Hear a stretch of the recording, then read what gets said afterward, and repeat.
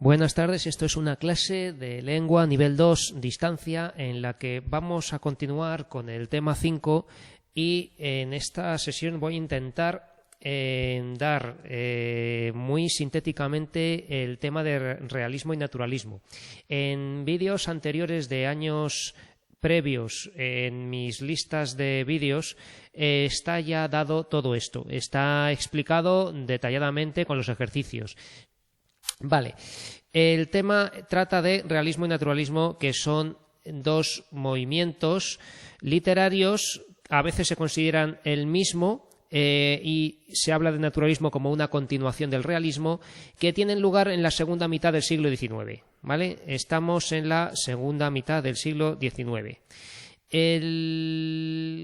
que nos dice aquí es lo siguiente: la segunda mitad del siglo XIX supone un cambio radical en la concepción de la literatura dominante. La literatura que había era el romanticismo, ¿vale? Entonces, después del romanticismo vamos a tener el realismo y naturalismo, ¿vale? Vamos a agotar el romanticismo para dar lugar a un nuevo movimiento que es el realismo. Frente a la evasión y la imaginación romántica se impondrá ahora el contacto directo con la realidad, ¿vale? Frente a la evasión y la imaginación románticas se impondrá el contacto directo con la realidad, una descripción minuciosa y objetiva de la realidad, con sus virtudes, pero sobre todo con sus defectos. Nos hallamos ante el movimiento literario conocido con el nombre de realismo. Nos hallamos ante el realismo. ¿Vale? Entonces, aquí tenemos un cuadro azul que dice: el costumbrismo sirvió de puente entre la narrativa romántica y la narrativa realista. ¿De acuerdo? Entonces, el costumbrismo, que era un género del romanticismo que consistía en describir exaltando lo propio de un lugar, por ejemplo, las escenas matritenses de mesoneros romanos o las escenas andaluzas de Serafín Estébanez Calderón, ¿no? Pues eran textos que hablaban de lo bonito que era ser de una cierta manera, con unas costumbres, con unos vestidos, ¿no? Retrataba a la gente así, ¿no? Para decir qué bonitas son las tradiciones, ¿no? Para exaltar las tradiciones, el folclore. Bueno, pues el costumbrismo, esto sirvió para enlazar con el realismo, ¿vale? El costumbrismo sirvió de puente entre la narrativa romántica y la realista. Simplemente abandonan su visión subjetiva, ¿no? Cariñosa o patriótica de un lugar, para ofrecer una visión objetiva. O sea que vamos a seguir describiendo igual, pero ya de manera objetiva. Sigo. En este cambio de mentalidad en la literatura y en el arte tienen mucho que ver las cuestiones sociales, como la consolidación del poder de la burguesía, que será quien se beneficie de los avances científicos y técnicos, dando lugar a graves diferencias sociales con las clases más bajas, ¿no? Vamos a subrayar aquí algunas ideas. No estoy subrayando ahora como para leer, sino las ideas importantes. Consolidación del poder de la burguesía, que genera graves diferencias sociales con las clases más bajas. La sociedad de clases se dividirá en nobleza y clero, burguesía y tercer estado. La sociedad de clases, ya se ha acabado el antiguo régimen, ya no hay sociedad estamental, sino sociedad de clases, que se dividirá en nobleza y clero, burguesía y tercer estado, que es la clase baja, bajo el cual, bajo el tercer estado, se formará una clase aún más baja, el proletariado o cuarto estado, ¿vale? Esto generará ideologías como el marxismo y el anarquismo. Pero eso ya lo veréis en sociales, ya lo verán ustedes en ciencias sociales. El marxismo es lo que da lugar al comunismo y el anarquismo pues es la anarquía, ¿no? El marxismo lo fundó Carlos Marx y Federico Engels, y el anarquismo Bakunin, un ruso que se llamaba Bakunin. Vale. Bueno, aquí vemos un par de cuadros con el contraste entre cómo vivían las clases altas, la burguesía, y cómo vivía el tercer estado o el cuarto estado, el proletariado, ¿no? Esto era común en las artes, ilustrar la realidad, tanto en pintura como en literatura, ¿eh? Vale. aquí hay una idea importante, el positivismo. El positivismo es una corriente filosófica que propone la observación rigurosa de la realidad y la experimentación como única manera de conocer el mundo, ¿vale? Esto va a tener gran influencia en la literatura realista, ¿vale? Entonces, el positivismo es simplemente una corriente ideológica o filosófica que consiste en una plena confianza en el método científico, en la observación rigurosa de la realidad, en que todo debe ser demostrado con experimentos y pruebas fidedignas, ¿no? Entonces, esto contrasta con el idealismo anterior que había en el periodo romántico. Los géneros más relevantes del realismo y del naturalismo son la narrativa, el cuento y la novela y el teatro. Entonces, no va a destacar la poesía. Algo de poesía habrá. Perdura todavía poesía romántica, pero los géneros que destacan son la narrativa y el teatro, para mostrar la realidad. Vale, el realismo es un movimiento europeo. Muy importante, en España comienza en 1869, que es el momento en el que se promulga la Constitución de este año, la Constitución de 1869, que permitía mayores libertades, entre ellas la libertad de expresión o libertad de prensa, ¿vale? Y en este movimiento se seguirá el estilo marcado en otros países, que va a consistir en lo siguiente. Observación objetiva. La obra realista nace de la observación y análisis minucioso de la realidad. Observación y análisis minucioso de la realidad, en contra de la imaginación y la subjetividad románticas. Los autores buscan la verosimilitud.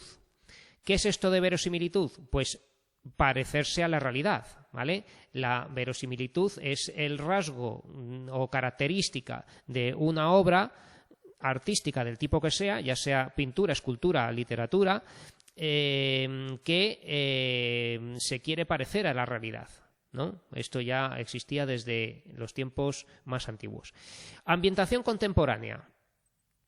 No se huye a otras épocas, aunque habrá algo de novela histórica, y muchas novelas tienen ambientación urbana, ¿vale? Y muchas novelas prefieren una ambientación urbana. No es general, o sea, hay novelas que tratan de pueblos, como Los Pazos de Ulloa, ¿vale? Y no sé, ¿y otras épocas? Pues relativamente. Si se huye a otras épocas, puede ser una época reciente, como los episodios nacionales de Benito Pérez de Galdós, o puede ser, a lo mejor, una época más lejana, pero donde quieren ser también realistas y además que el lector conecte, digamos, ciertos acontecimientos de la historia con otros del presente. No obstante, habrá también novela histórica, ¿vale? Habrá también novela histórica, aunque con una visión objetiva, no como en el romanticismo. En el romanticismo la novela histórica era para ensalzar unas ideas conservadoras o liberales y siempre manipulando esa historia. Análisis psicológico de los personajes. Los protagonistas de la narrativa realista son personajes normales, sin características heroicas, con virtudes y defectos. O sea, que además se analizan psicológicamente. O sea, aquí están dándonos dos datos. Uno que se va a analizar a los personajes y que estos personajes son personas normales. Los personajes suelen ser burgueses también. Media o a veces media o baja burguesía. Más que alta burguesía, más que a veces a menudo, ¿no? Son gente como pues un escritor, un periodista, una mujer que ha heredado una propiedad o lo que sea, o que vive de una cierta manera. En las últimas obras de este movimiento empieza a aparecer el proletariado. Narrador omnisciente, en tercera persona, en la mayoría de las novelas, que expone los hechos de forma más o menos neutral,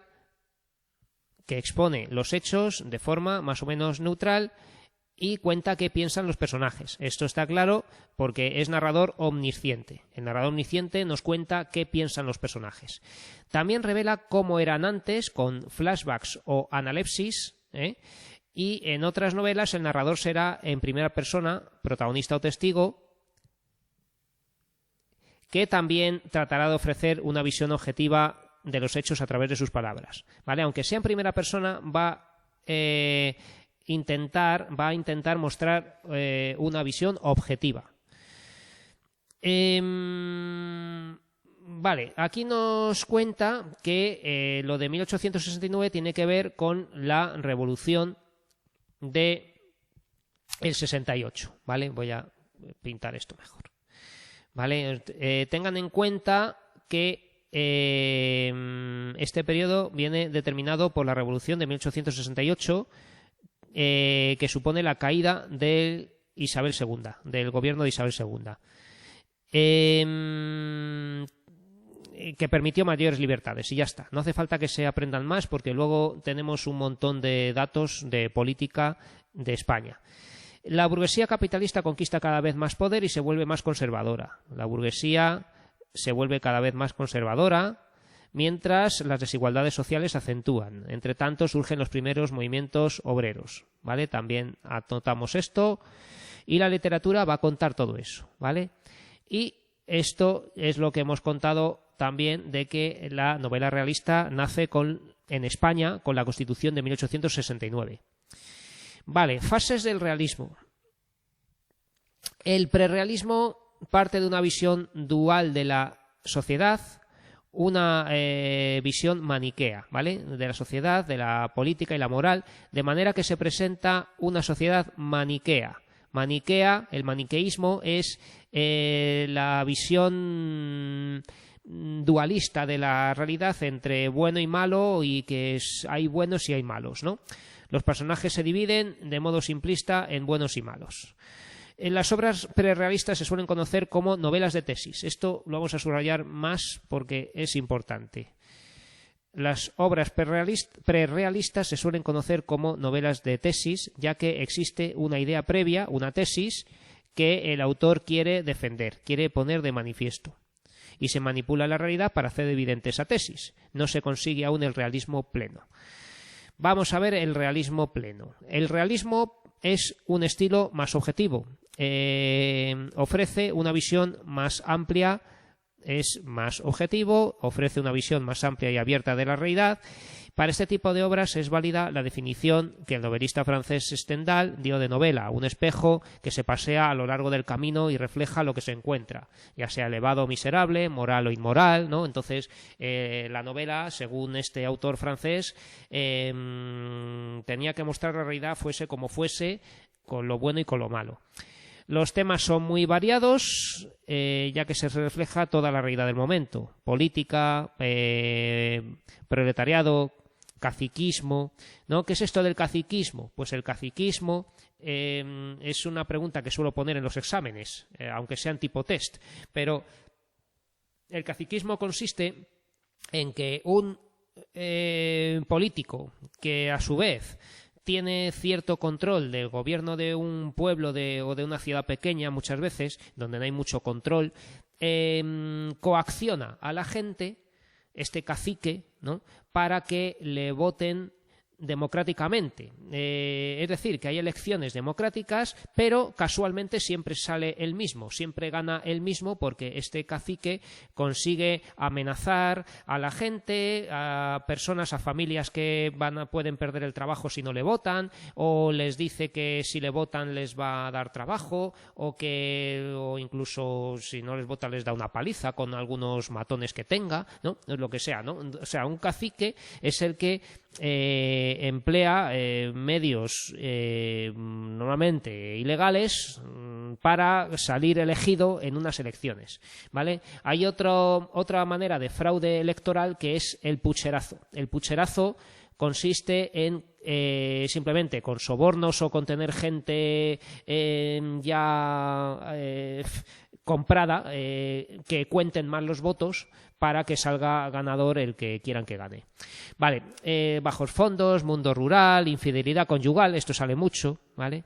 Vida en los conventos. Bueno, y en cuanto a la técnica narrativa, estas obras presentan descripciones minuciosas y muy bien elaboradas, ¿vale? Descripciones minuciosas y muy bien elaboradas, y especial atención a la ambientación. El lenguaje se amolda al rango social de los personajes. Vamos a ver que unos hablan de una manera más culta, otros de una manera más vulgar, o con ciertos acentos, etcétera. El naturalismo deriva del realismo. Esto ya sería el tercer punto, que como dije al principio, el tema se llama realismo y naturalismo, que por cierto se pueden escribir con minúscula, ¿vale? Porque ha salido una norma en la RAE que ya no hace falta ponerlos con mayúscula. Y el naturalismo a veces se considera un movimiento aparte y otras veces es, como pone aquí, una parte del realismo, ¿vale? El naturalismo deriva del realismo y en él se pretende interpretar y descubrir las leyes que rigen la conducta humana mediante la descripción del entorno social. Quieren demostrar o hacer ver que el entorno moldea y condiciona a las personas para que sean de una cierta manera. Por eso, y dice aquí que se suele considerar como un movimiento aparte.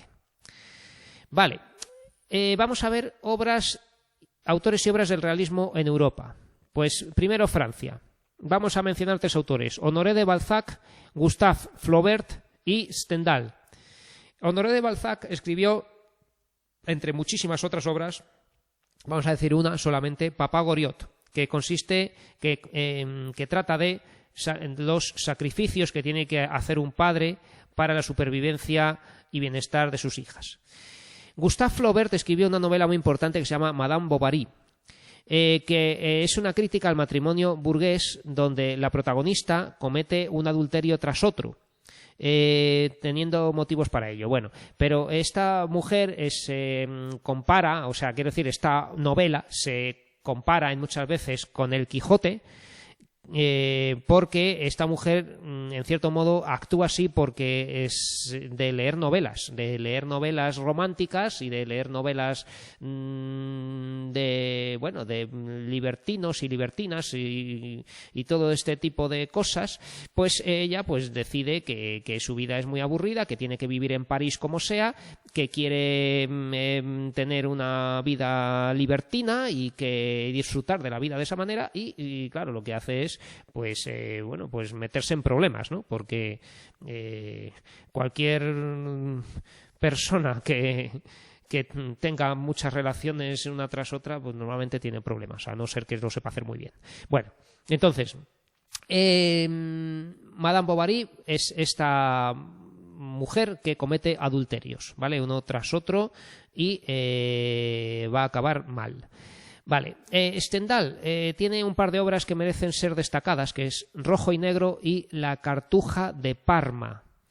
¿Vale? Estas obras hablan las dos de una crítica al poder de la Iglesia y a los privilegios que tienen los clérigos, los curas y los monjes, ¿vale? Los curas. Vale, Inglaterra. Charles Dickens escribió, entre otras obras, Oliver Twist. ¿Vale? Vamos a quedarnos solamente con la primera, por si no pueden memorizar las demás, pero también pueden hablar de David Copperfield, Tiempos difíciles o Historia de 2 ciudades. Todas ellas tratan de miserias de la vida de la gente en las fábricas, con una cruda descripción de ambientes y personajes. Las hermanas Bronte son Emily Bronte y Charlotte Bronte, y vamos a mencionar sobre todo la segunda, Charlotte Bronte, porque su novela Jane Eyre, que trata de la historia de una huérfana sometida a maltratos, es más realista. La de la hermana Emily Bronte, Cumbres borrascosas, es más bien una novela costumbrista o romántica incluso, ¿vale? Es una novela que no tiene mucho que ver con el realismo. Vale, en Rusia van a escribir Tolstoy, Dostoyevsky, Turgeniev y Chekhov, entre otros, ¿vale? Pero vamos a hablar de Tolstoy. Tolstoy escribió Ana Karenina, que también trata de adulterio, pero esta mujer casada solamente va a cometer un adulterio, no es como Madame Bovary, que es una, vamos, no vamos a decir qué es, pero que comete muchos adulterios, ¿vale? Entonces, Ana Karenina es una mujer casada que comete un adulterio, pone aquí víctima de la sociedad burguesa, ¿vale? Guerra y paz. Vaina y Mir en ruso, ¿no? Guerra y paz es la historia de varias familias de la élite rusa, de la nobleza, durante los años de la invasión napoleónica. Va a contar la invasión de Napoleón vista por parte de los rusos. Dostoyevsky, pues vamos a poner Crimen y Castigo como la novela más famosa. ¿Vale? Crimen y Castigo trata del asesinato de una usurera por parte de un estudiante. Este estudiante va a creerse en poder, en la capacidad de cambiar la realidad y de mejorar la sociedad, y va a pensar que una usurera que presta dinero a cambio de objetos y tal, pues es una mala persona. Entonces la va a asesinar y va a ocultar ese asesinato mientras la policía busca al culpable. ¿Vale? Entonces este va a debatirse entre decir la verdad o no, si se ha hecho bien o no ha hecho bien, en fin. Turgenev, con Padres e hijos, muestra el contraste entre dos generaciones, la de los románticos y la de los finales, la del final del XIX. Y los cuentos de Chekhov son relatos breves, muy sintéticos, donde captura en escenas muy explícitas cómo es la gente en la sociedad de su época. Bien, aquí tenemos un fragmento de Madame Bovary donde cuenta cómo se siente la protagonista y cómo se ilusiona cuando tiene amantes, ¿vale? Porque ella disfruta, digamos, siendo adúltera, poniéndole los cuernos a su marido, por así decir, y se emociona, digamos, disfrutando de aventuras amorosas. Vale, vamos a ver los autores españoles ahora. Primera generación, los que iban primero, los que van a tener mayor edad en la época que tratamos de segunda mitad del XIX, son Pedro Antonio de Alarcón, José María de Pereda, Juan Valera, Fernán Caballero, que es una mujer, y Benito Pérez Galdós. Salvo Galdós, todos ellos son más bien conservadores y de corte católico, son más religiosos. De la segunda generación, los más jóvenes son Emilia Pardo Bazán, Leopoldo Alas Clarín y Vicente Blasco Ibáñez. Estos ya van a ser del naturalismo, ¿vale? Autores y obras del realismo en España. Vamos muy rápido. Juan Valera escribió Pepita Jiménez, ¿vale? Bueno, aquí pone de qué trata. El joven Luis de Vargas es un seminarista que va a ser ordenado sacerdote. Entonces conoce a la que se va a casar con su padre, que es una jovencita viuda. Su padre es mucho mayor que ella y al conocer a esta mujercita que se va a casar con su padre por un matrimonio de conveniencia, se va a enamorar de ella de él, va a tener grandes dudas sobre dejar el sacerdocio porque se iba a hacer sacerdote y bueno, pues es una bonita novela que conviene leer. José María de Pereda, que era cántabro, escribió Peñas Arriba, donde habla de la vida rural cántabra, ¿vale? Aquí vamos a subrayar en Pepita Jiménez también el argumento, ¿no? El joven Luis de Vargas regresa a casa poco antes de ser ordenado sacerdote, entonces conoce a la joven y hermosa viuda Pepita Jiménez, prometida de su padre. Pepita Jiménez es una novela en la que se combina el carácter epistolar con la narración directa, es decir, que tiene muchas cartas, ¿vale? Epistolares, que son cartas que se envían unos personajes a otros. Cecilia Bolde Faber usó el seudónimo de Fernán Caballero para que no se notase que era una mujer y evitar mejor las críticas, ¿no? Escribió La Gaviota, que es una novela costumbrista, sobre todo, que habla mucho de cómo era la vida andaluza, ¿vale? Y es una mujer que quiere ser cantante, no lo he puesto aquí, ¿vale? La protagonista se va a llamar La Gaviota porque, bueno, pues porque tiene una voz muy potente o lo que sea, y tiene problemas porque quiere mostrar una imagen de la mujer que no sea la de quedarse en casa, y esta mujer que quiere ser cantante y tal, pues parece más autónoma, y es una manera de atreverse, digamos, a liberar a la mujer. Pedro Antonio de Alarcón, que es granadino, era granadino, escribió El sombrero de tres picos. El sombrero de tres picos, que trata de un matrimonio de molineros, el tío Lucas y la Frasquita, que no tienen hijos y entonces se aburren y quieren organizar tertulias en su molino, tertulias de artistas, de escritores, bueno, tertulias en el molino. Y claro, al traer gente a casa, pues van a fijarse en la mujer del molinero, la Frasquita, que es muy guapa, y esta mujer pues al final no va a ser infiel, es decir, que va a ser acusada y tal, pero no había hecho nada. Armando Palacio Valdés era asturiano, catedrático de la Universidad de Oviedo, y escribió varias obras, ¿no? Pero una de ellas creo que es fácil de recordar, La aldea perdida. Entonces pensemos en Asturias, en los picos de Europa o las montañas de Asturias, y en este momento tiene una idea negativa del progreso, porque, claro, llegan mineros, empiezan a cambiar la vida que tenía de pastores, de ganaderos, los que vivían en los pueblos de Asturias, y esto pues va a mostrar que el progreso industrial que causa graves daños morales, ¿no? Quiere demostrar que el progreso causa grandes daños morales. O sea, desde luego que es complejo el tema porque tiene que haber industria, pero es difícil evitar los daños, ¿no? Cuando se destroza la naturaleza, la vida tradicional de los pueblos que estaban a gusto, pues eso.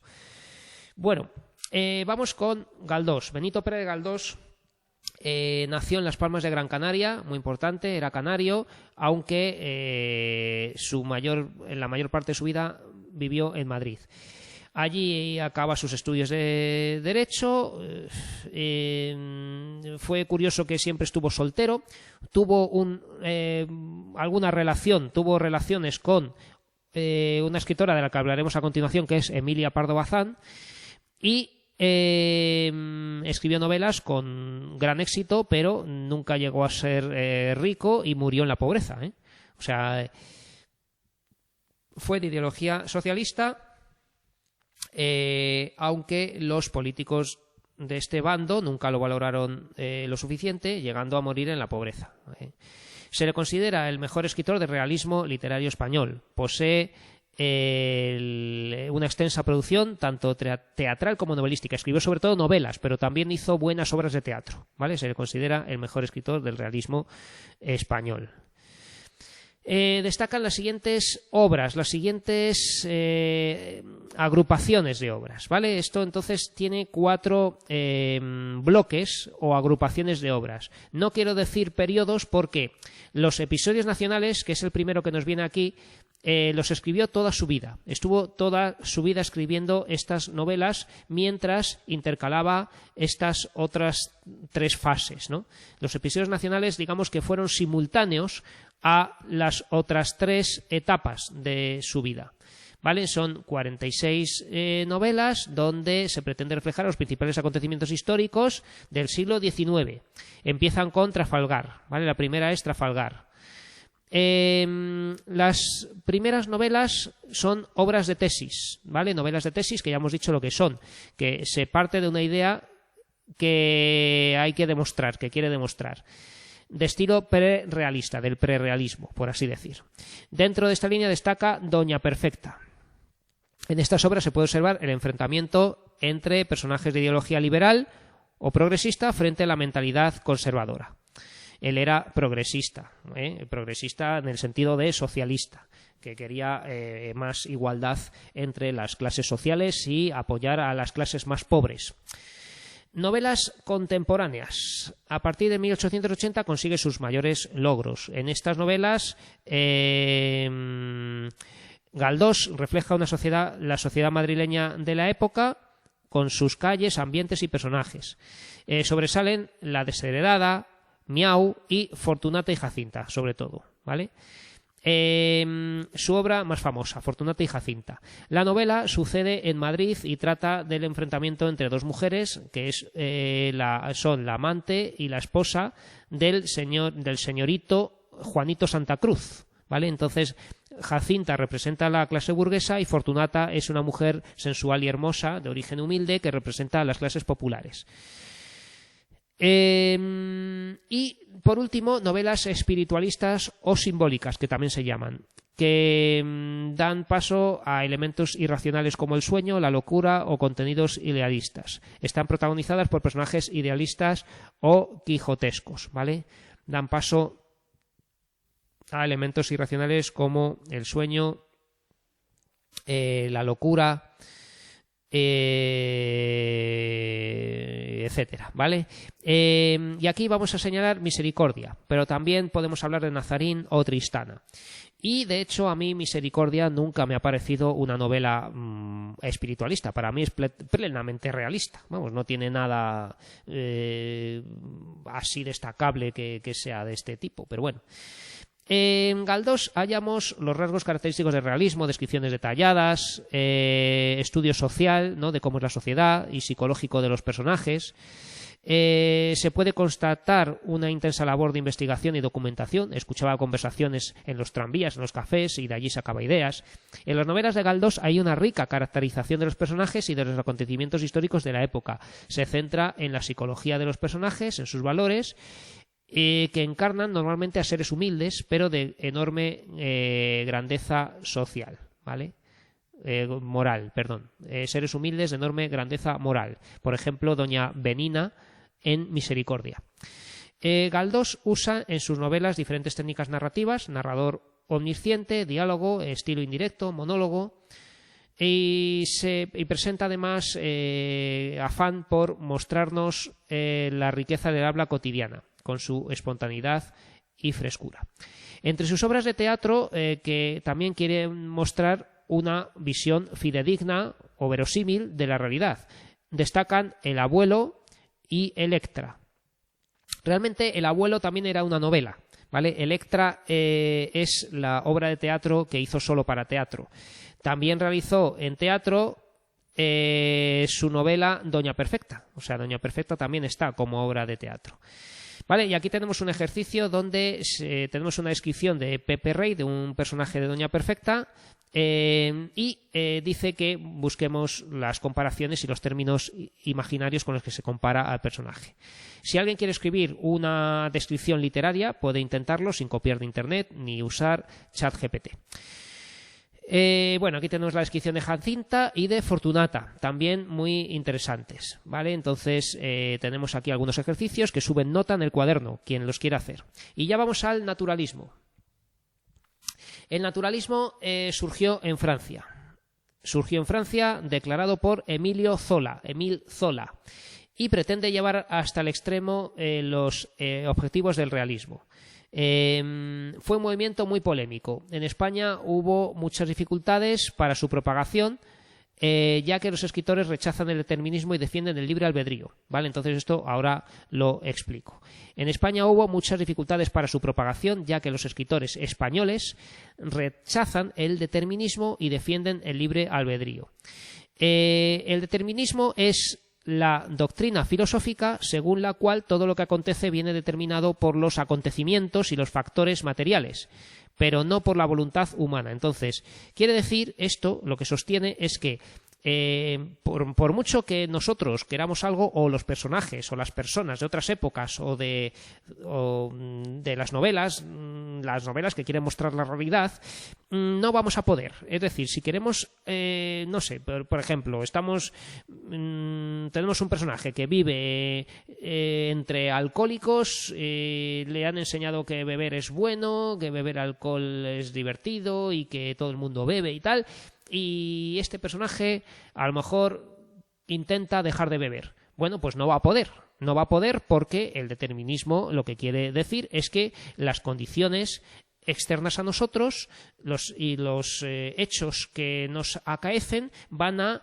señalar ya un camino en nuestra vida del cual no podemos salir, no se puede cambiar, no se puede hacer otra cosa que lo que se nos impone por las condiciones que nos rodean. Entonces, lo que pasa con esto es que esto del determinismo se parece mucho a la predestinación, que es un concepto de la religión protestante. La religión protestante es una variante del cristianismo, ¿no? Ahí eso lo empezó Lutero, ¿no? Con el luteranismo, el calvinismo y otras variantes, que todas ellas se llaman protestantismo, ¿vale? El protestantismo son todas las derivaciones del catolicismo que se diferencian de él. Entonces, la predestinación indica que si hemos cometido pecados, por ejemplo, nada nos puede salvar. Ya estamos condenados, por así decir, porque hemos hecho nuestro destino por estos actos.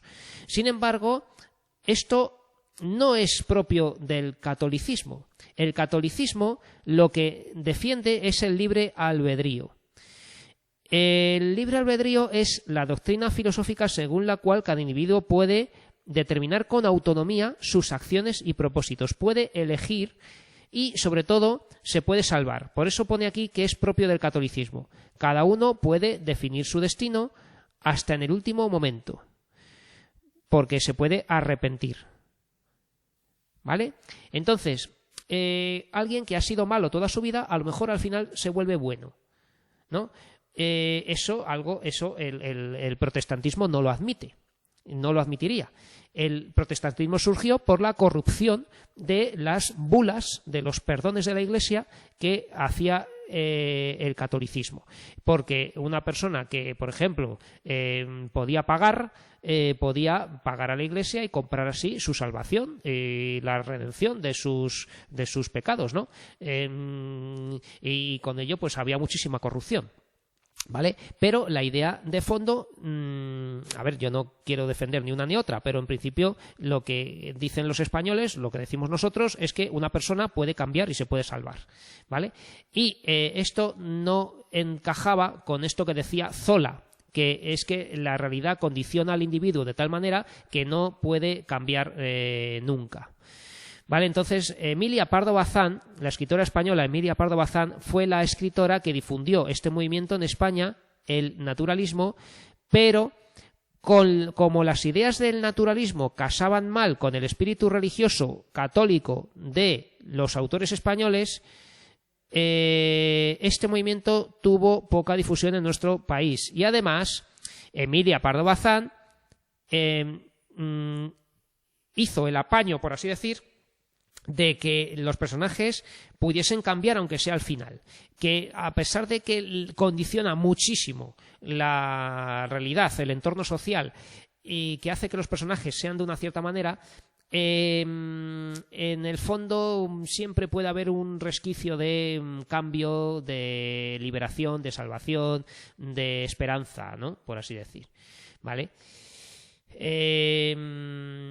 Así que, bueno, pues quiero decir que el naturalismo español, el de Emilia Pardo Bazán y Vicente Blasco Ibáñez, sobre todo Emilia Pardo Bazán, se diferencia del francés porque el francés es mucho más crudo, es mucho más trágico. Se va a mostrar que nada puede escapar a las condiciones que nos pone el entorno.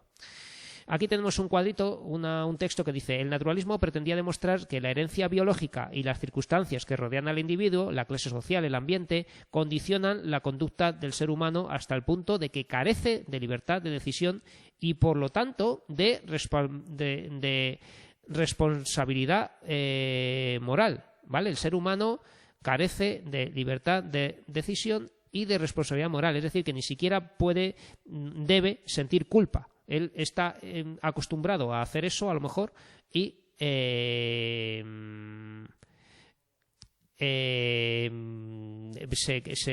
vamos, que lo ve como normal, ¿no? Bueno, la selección natural de las especies, que esto lo puso Darwin, pues que la naturaleza selecciona a aquellos individuos con mejor capacidad de adaptación.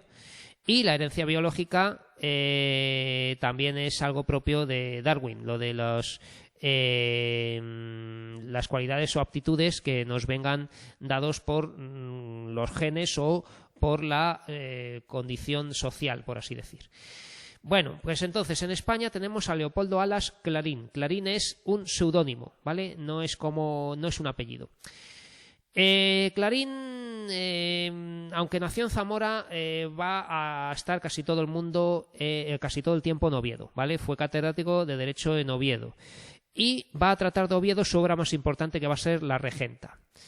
Clarín fue un liberal republicano que criticó con dureza a la sociedad española, la corrupción, la ignorancia, la superstición y todo esto, ¿vale? La corrupción, la ignorancia y la obra es La Regenta, ¿vale?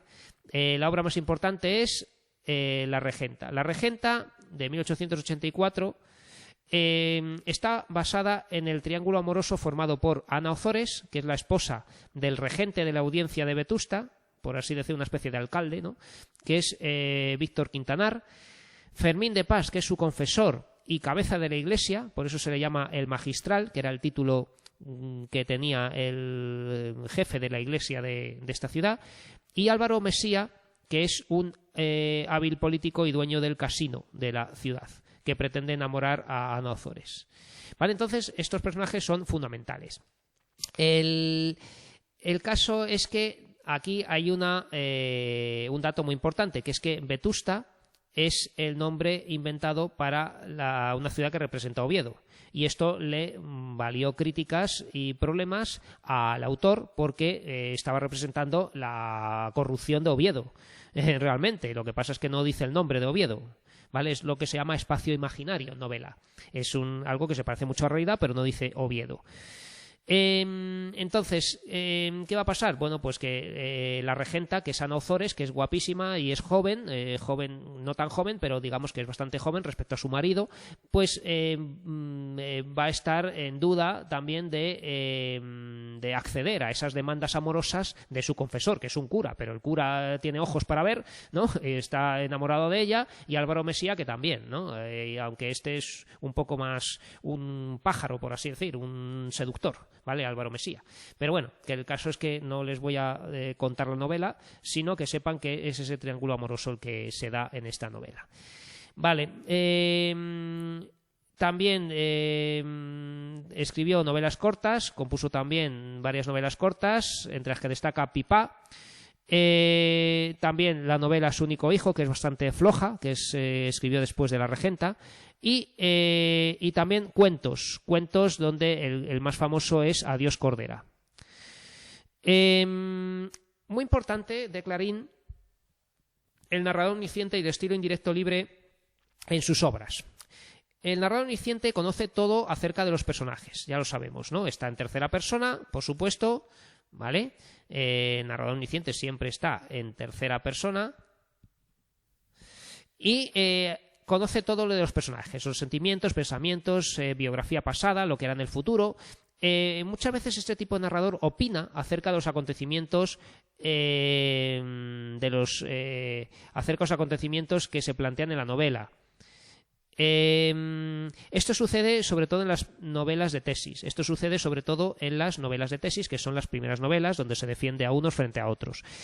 En algunas novelas realistas aparece la técnica del perspectivismo. que consiste en relatar la misma acción pero desde distintos puntos de vista.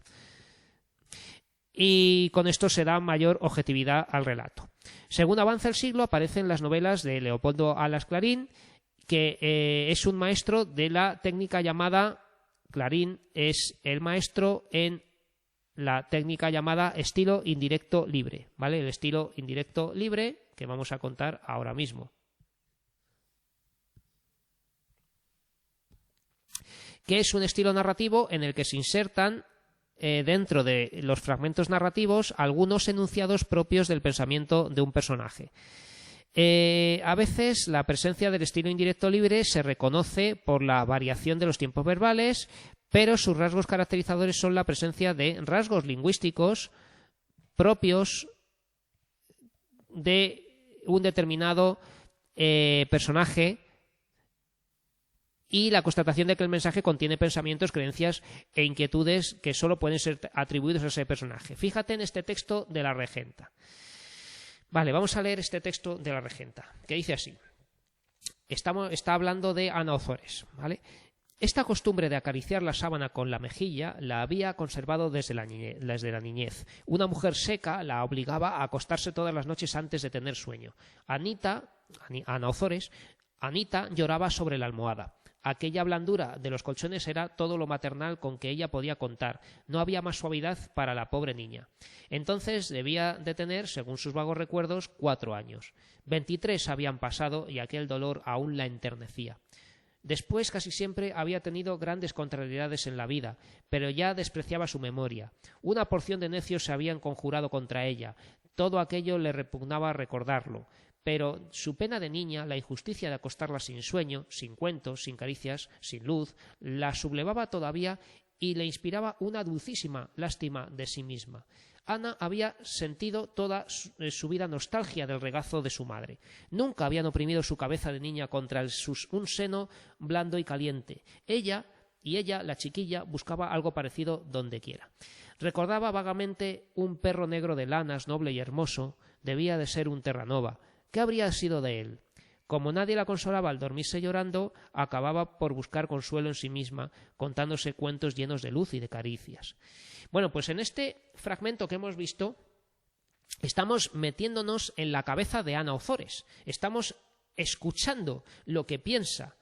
Esto es narrador omnisciente total y absoluto. Está contando la nostalgia que tenía, los recuerdos que tenía, ¿no? Lo que piensa, dice, una porción de necios habían conjurado contra ella. Todo ello le repugnaba recordarlo, ¿no? Pues, o sea, todos esos sentimientos, emociones, recuerdos, es algo propio del narrador omnisciente. Esto es narrador omnisciente. Entonces, ¿dónde se ve esto que nos está diciendo ahora que es el estilo indirecto libre? Pues estamos tan metidos en la cabeza de ella que vamos a encontrar algún enunciado que es algo que se está diciendo ella, pero sin previo aviso, sin que haya un guión de estilo directo, por así decir. Entonces, ¿dónde está?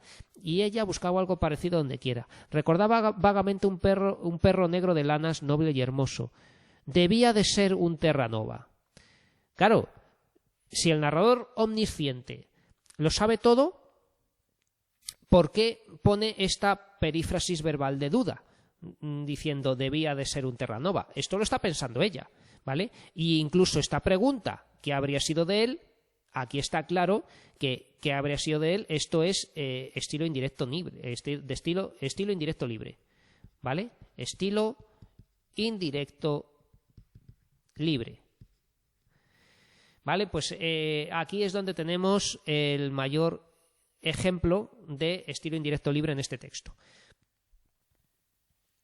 Bueno, y aquí tenemos más ejercicios. Cómo se siente Ana en su vida y su matrimonio, por qué se siente así. Vale, bueno, pues esto lo pueden hacer para subir nota.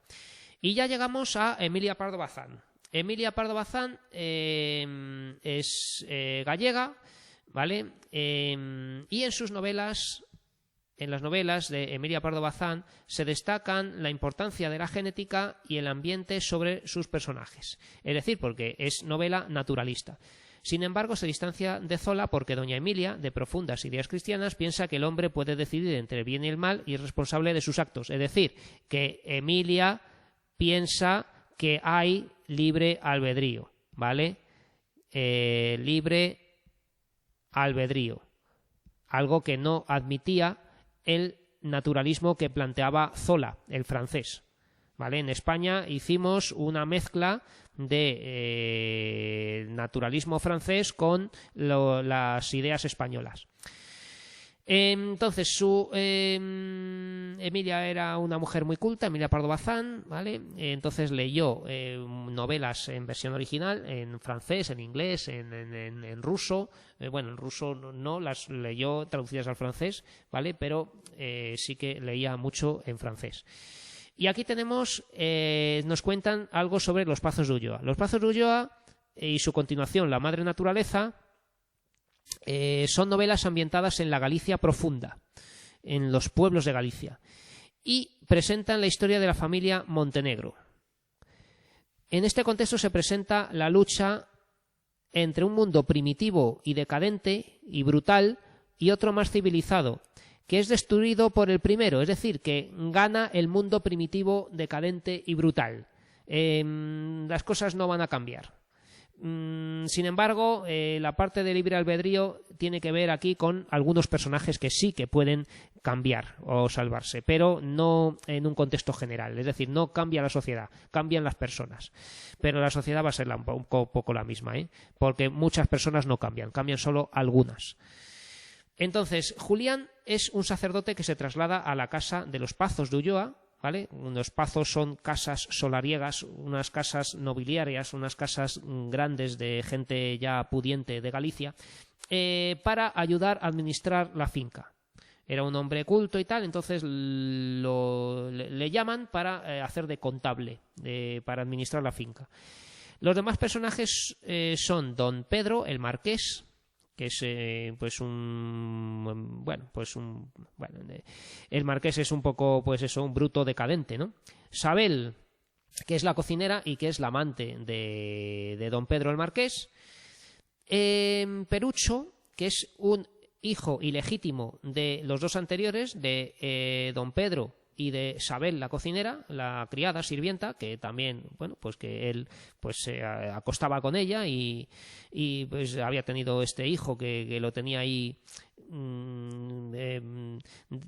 tratado de una manera muy pobre, ¿no? De este Perucho pues era casi como un animal, porque le daba de comer en el suelo, porque lo tenía ahí como si no fuera nada valioso, y eso que era un hijo suyo, pero como era con la cocinera pues no valía nada, ¿no? Nucha es la esposa del marqués y sabe todo lo que pasa, pero le da igual, ¿vale? Es una mujer que está acostumbrada a que su marido haga lo que quiera y tampoco quiere cambiar nada. Y Primitivo, que es el mayordomo y padre de Sabel, la cocinera, Primitivo es un mayordomo que es un hombre malísimo que los maneja a todos. Y claro, a Primitivo le interesa que el marqués se acueste con su hija, porque eso a él le da también, lo protege, digamos, hace que como es el padre de la amante, pues lo trata bien. En los Pazos de Ulloa se vive según unas normas impuestas por el marqués, alejadas de toda moral social. Así que, aunque Julián, que es el cura civilizado, intenta recuperar cierto grado de civilización le resulta imposible. O sea que Julián va a intentar cambiar todo aquello, intentando educar al marqués, intentando que vayan las cosas mejor, pero no va a cambiar nada, ¿no? Y entre ello pues también se nos habla de esto del caciquismo y del pucherazo, ¿vale? Porque también va a mostrarnos todo aquello de la Galicia profunda con la corrupción en los pueblos. Y luego Vicente Blasco Ibáñez es el escritor más próximo al naturalismo francés, se le llama el Zola español, y destacan sus novelas La Barraca y Cañas y Barro, ambientadas en Valencia, que analizan los problemas sociales con crudeza. Vale, pues nada más, esto es todo lo que entra en el examen de literatura del realismo y del naturalismo. Nada más y nos vemos en la siguiente clase.